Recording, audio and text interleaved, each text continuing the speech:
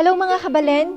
Nag-stop muna kami sa pagdo-DoorDash kasi gusto naming ipakita sa inyo yung isa sa favorite namin na lugar at ipapakita namin sa inyo na nagyayelo ang lake. Tara na! Tingnan nyo naman dito, oh grabe! Sobrang tigas ng yelo. Medyo dahan-dahan tayo kasi pwede kang madulas dito dahil yung yelo na ito hindi siya malambot, yung matigas, hindi siya nalulusaw. Kaya medyo mag-ingat tayo.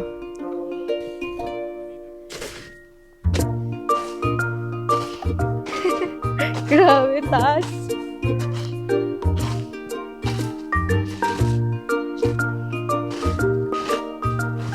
Oh my goodness! Oh. Nakuhanan ko yun. Nakuhanan ko yun. Ayan, lakad-lakad lang. Medyo maganda yung araw eh. Sunny, kaya tinake namin yung opportunity para maglakad. Kailangan natin ng dito, ng exercise. Kahit walking lang. Yan, kung makikita nyo lahat po puti. Kasi hindi pa nalulusaw yung snow. Officially winter na dito.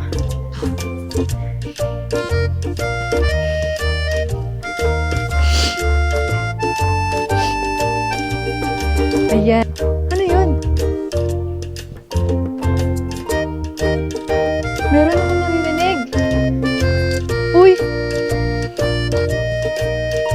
Ano yun, di? Parang meron akong naririnig na wolf. Wolf or aso? Oh! Sugar. Mandalas. Oh, goodness. Struggle ako. Matakot eh. Grabe. Grabe mga kabalay. Hindi ko alam kung kakayanin ko. Naririnig nyo ba yung ingay ng snow? Nilulusaw niya. Yan. Nilulusaw niya yung yelo. Oh. Diba?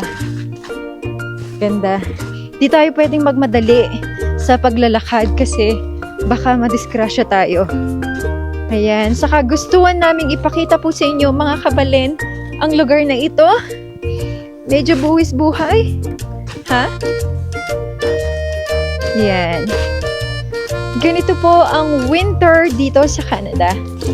Bago ka makapunta sa destination mo, dun sa lake na nagyayelo, na nag-frozen, talagang dadaanin mo muna yung napakadami na yelo na to.